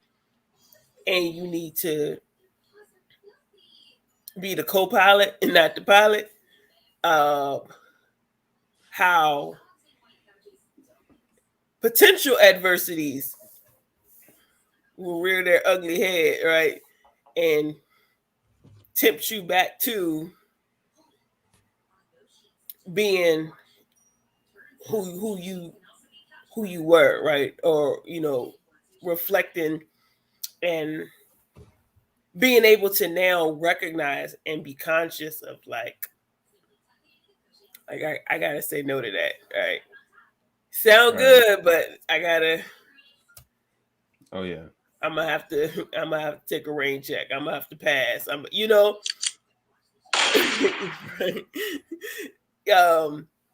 It's back to, like I said, drawing that line in the sand that like I've come too far to go back, right? Mm-hmm. And so it makes what in the world? Roblox.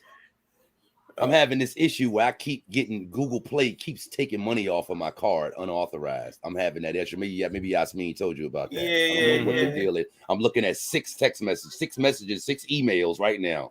$1.99 unlock Cabrio, $1.99 unlock new. Just I'm not authorizing this, and just anyway. Go ahead. I'm sorry. I apologize. Go ahead. You good? So yeah, it's just getting to a space where you realize, and I think if you have a spiritual connection with a higher being, whatever you want, at some point you have to come to terms with like you ain't in control, and you gotta give up okay that with control. that. You need to be okay with that. Yeah, absolutely, and you realize that, and you're going to have to do things you don't want to do, right? You're gonna have to go places you don't want to go, but it's worth it. It's certainly worth it. Yeah. Cool. And that's faith talking, because I promise you, like I don't know what's the journey, what lies ahead. We don't know what tomorrow brings. Yeah, but I don't know what tomorrow holds, but I know who holds tomorrow. I know who holds tomorrow. So yeah, that's it. I mean, I find myself saying that a lot in trucking, man. I might be giving a verdict or an opinion or a conclusion or whatever, and I'll follow it up with, man, and this could change tomorrow. From where I stand at today, this is what it is. I mean, who knows, man? Like, it's like I think 2020. I think everybody understands that 2020 did a real good job of showing all of us that we don't know what the future may bring. But I mean, the good thing is getting to the point that you realize you don't need to know. mm-hmm. I think that's the benefit. Getting to the point that you realize, like I am God, and I don't mean God, the God, but I'm saying I am God. I am a creator, and I don't need to know what's coming tomorrow. I work best, like I'm in the moment, and that's when I need to be thinking about what I need to do in the moment. I don't need to be thinking about tomorrow. And you need to be prepared. I'm not saying that, but I don't need to be thinking about tomorrow today. I need to be thinking about today. Yeah, and not thinking about what tomorrow will bring, and instead what you'll bring to tomorrow. That's a good. I never heard that's a very good way to look at that. 100%. I don't get no sound effect for that. That was a bar. I got to get it on the sound pad, man. I'll have it straight next time we get together, man. I love it. I love it. No, that's powerful, right? And that's one of the things that I'm picking up in coaching is really training your mind into being like present and calling forth all of those things that you desire them to manifest. All of the things you desire into your being. I think or calling forth those things that are in your being out. Like, oh man, the greatness, the love, like that's education. What am I bringing into? But oh man, it's work, right? But one of the cool things I realized in this past week, though, and again, life changing and getting to coach, is recognizing, man, all these years I've been doing the work. I've been doing it at a high level. Now I have to really, really get down into, like I started at the top of the show, get down to that fan of the team. I can't keep being a fan of the sport. I gotta really create those fans. I gotta create the team. So one more time, H2G, Habit the Greatness, your accountability coaching platform. Yeah, well, we are. I can't sing, y'all. Your former lifestyle engineering fulfillment foundation freedom and now accountability necessity habit coach, aka the plug, aka the authentic. That's my new, yeah, that's the one I want. That's the one I want. The authentic, aka Bacardi B. B. That's what they call me in my other community, right? Yeah, okay. I had never thought about that. It is empowered to show up as me. Shout out to Cardi B. And but yeah, being yourself, right? Is nothing greater. It's nothing greater for you. But man, we done gone long. Yeah. I really think we should definitely get together and share more stories and nuggets as we've been doing. You know, Maurice shared it from the business side. Both Majida and I got into the relational. We got into the spiritual bit. Man, there's a lot of value. This is the journey, right? So to those that are listening, embrace it. And you'll come back and look at these like, oh man, where were they in 2021? We were putting it together for ourselves each and every day. But if you go back, you'll see that we're growing week to week, month to month, right? You may not be able to see the changes in some of the greats that you follow because the size of their changes or the gap between where you are and where it seems so large that it's hard to notice the small changes that they made. But you can see them on this level. Yeah, you can go back a year ago and look at us, and I know you, and I haven't done this, but I know you can see a difference in it. I know you can, 100%. We all got headphones now. See it and hear it. I'm pretty sure you can. Small wins. It took us a We was doing this on Zoom half. before, right? We were doing it on Zoom. Yeah. We upgraded the StreamYard. No, we didn't. I still use Zoom. Don't say that. Oh, well. We use StreamYard. I need to get with you on how to set up because I got another program that I'm starting too. So look out for that. We got a new show coming out of H2G. Actually, I'll just put it on here. It's called Breaking Bad Habits.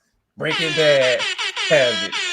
So we're recording a couple of episodes, but really just gonna help people. Get out here and help people.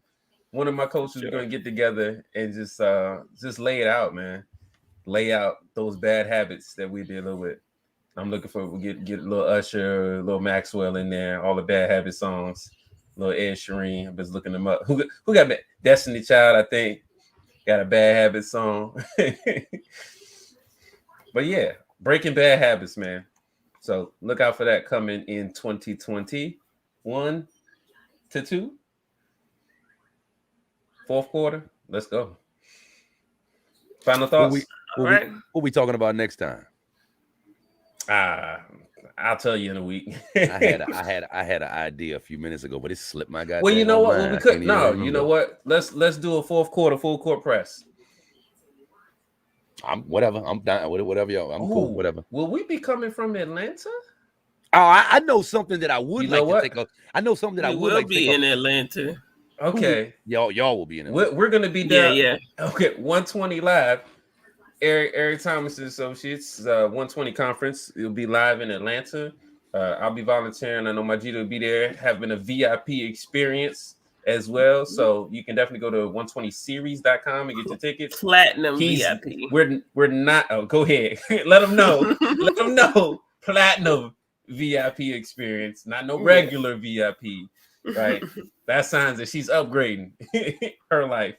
And again, we're volunteers in the community, or he is volunteering in the community. So, I definitely want to support the family and everything that's going on there because it's been a huge part of my growth, as well as my, it's been a huge part of my growth and accountability. I know something that I would like to talk about next week too, at least for a few minutes. We got to share. Yeah, we can get on. I don't know where I'm gonna be or how I'm gonna be, but if I can get away for a few. Well, I mean, at 9 o'clock at night, I'm sure we'll probably Yo, we got to take a few minutes just to address no jab, no job. We got to. I don't watch the news, but we can talk about it. Yeah. We don't need to do the whole show on that, but we gotta take just a few minutes to talk about that. Let's do how does it feel? Oh yeah, how does it feel to be in that? Because I did a video recently on my trucking channel, right? Y'all might have to censor this out, but oh, snap. I did a video not too long ago on my trucking channel talking about what it's like to gross 200,000 as an owner operator, right? And I was just basically saying that, you know, once you pay all your bills and all your overhead and all that stuff, it's not a whole lot of money. It's enough, but it ain't like you can't be stupid with it. Like a lot of people think they can just go owner operator and their whole life gonna change automatically. Not necessarily if you're not doing the right thing with your pennies and your coins. Had a lot of company drivers come on that video, like, oh, this is all owner operators make after everything. Shoot, I can make that as a company driver. Or people coming on the video saying, man, I was thinking about going on an operator, but after these figures you sharing, I think I'll stay company. I think I'm happy with company. So when I heard that news or that phrase, no jab, no job, I, as a trucker, immediately thought about all of those company drivers. Like, how does it feel now? One guy specifically, I remember he said, man, you talking about making 80 after all expenses are paid if you grossing 200 as an owner operator. He like, I make 80 on my job. And his point was saying, I'd rather stay on my job making 80 than work for myself than to net 80. And I thought about that guy. It's like, bruh, like, how do you feel right now with your 80,000? And but you know, like you're being told what to do. And guess what? You can't say nothing about it. You can't do nothing about it. Take that 80, shut your ass up, because that's what they're paying you for. Like you don't have control. And I just want to know, it's like from that perspective, like how, like if there ever was an impetus to build your own thing, I would think it would be something like this, man, for real. So I believe something like this. Like, you gonna tell me I gotta get jabbed or no job? I'll leave y'all with this. I believe Ben Franklin. Hold on. I got you this. Ben Franklin once said, "Those who would give up liberty to purchase a little temporary safety deserve neither liberty nor safety." And I think recently our president said, "It's not about your freedom; it's about your safety. It's for your safety." So we definitely gonna dig on that. No jab, no job. That's the next show, y'all. No jab. Go ahead, G. What were you gonna say? Well, just recently, a young lady at where I work put in her 2 weeks. And I didn't know the situation surrounding it, but I feel like it has something to do with that because she made a decision not to get vaccinated. Disgust. Well, that's what it sounds like. She like, get this. I ain't doing this. Well, no. So it's not mandatory, but there's been some pressures put in place, and she got a lot of what is it? Not feedback. She got a lot of. She ended up getting sick because a family member who got vaccinated got her sick, and those super carriers. But anywho, I don't know if that was the reason why but like when she came back to work, she got a lot of flack from coworkers about it, and I was just like, look, you can own a company, but you don't own the people. And, let them tell it. Let the plantation tell it. Yeah, I just want to touch on that about 10 minutes, top of the show next time we come back. How y'all feeling about no jab, no job? No, we're gonna go in on that. That's gonna be the whole conversation right there. No, I'm the only one here with a job, so yeah, but I don't really see you as that. Like, don't tell them my business. Like you're making your own decisions too. You know what I'm saying? No, so, that's real though. You're not completely dependent upon a job. A little bit of, I would say you're in a little bit of a different class. I would say. Sure.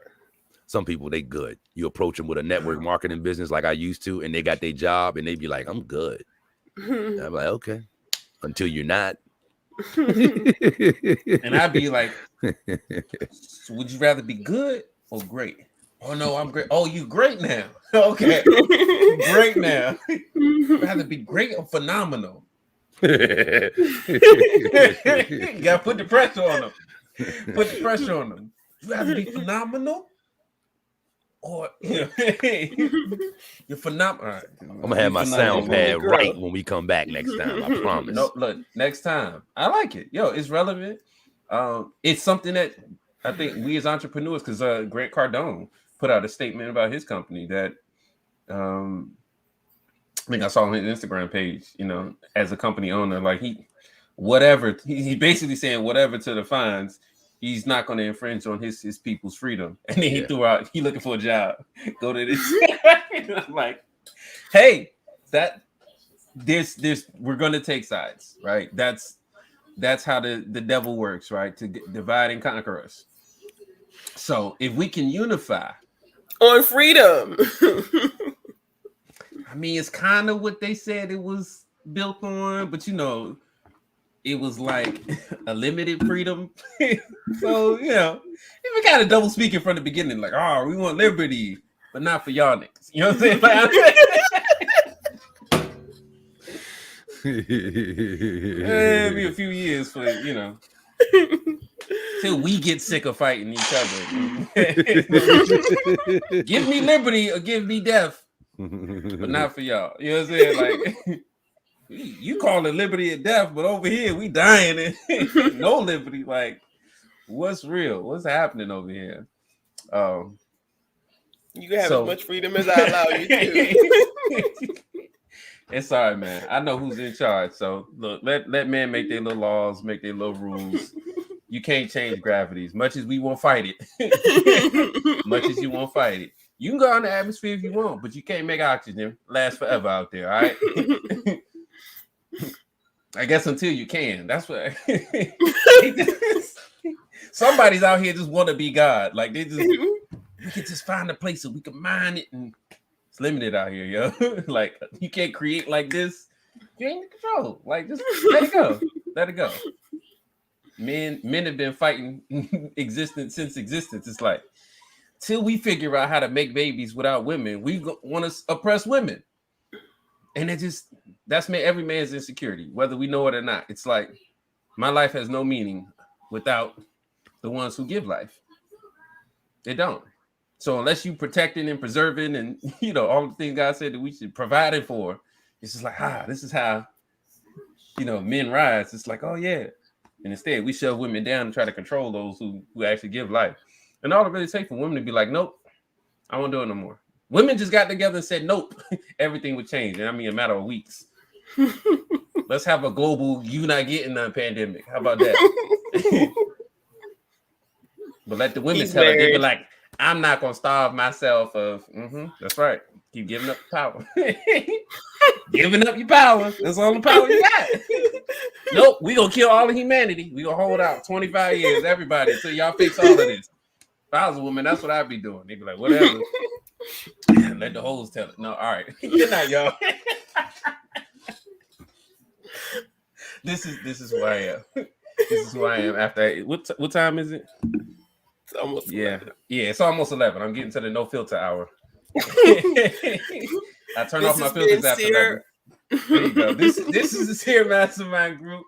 I am your happy and accountability coach. Our story, our journey, our way. With Majida Bay, Maurice Bay. And we'll see you in a couple weeks.